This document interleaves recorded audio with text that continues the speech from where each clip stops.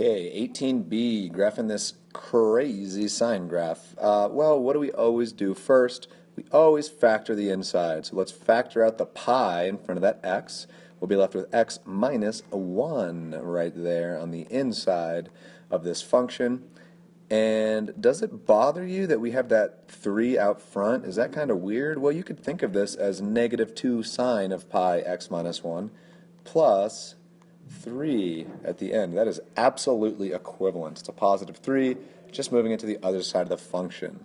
Maybe that is easier for you to visualize, because now I can see that plus 3 is going to shift my graph up 1, 2, 3. So I'm going to dash in my axis of symmetry right there. Shifted up 3. What else do I know? Well, I know my amplitude is going to be 2, so I'm going to put 2 tick marks above that. Let's call that 5, and 2 tick marks below that. Let's call that 1, because I know that's where my min and maxes will go. 2 on either side of that axis of symmetry. Now, let's determine what the period of this function is. So we take the normal period for sine, which is 2 pi, and we divide it by that coefficient of pi to get just 2. Which tells me then I'm going to put a tick mark here. I'm going to call that 2. I'm going to go halfway in between and split it in half, call it 1. And then again, we're splitting this into fourths for the 4 quadrants on the unit circle.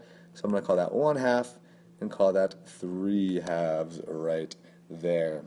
We're graphing a sine graph. Keep in mind we have this phase shift of 1 to the right, so my starting point is going to have an x value of 1.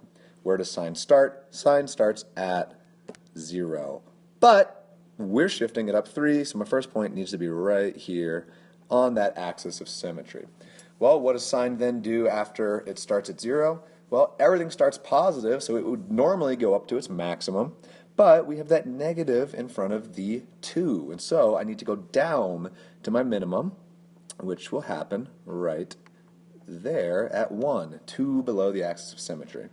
Once you get those first points on there, just sketching in the shape of that graph, and I'm just going to work my way backwards here to get that. And what do you notice? This actually looks a lot like a normal sine graph that is positive instead of negative. That's crazy. Well, that's because we shifted it by 1/2 of the period. There you have it.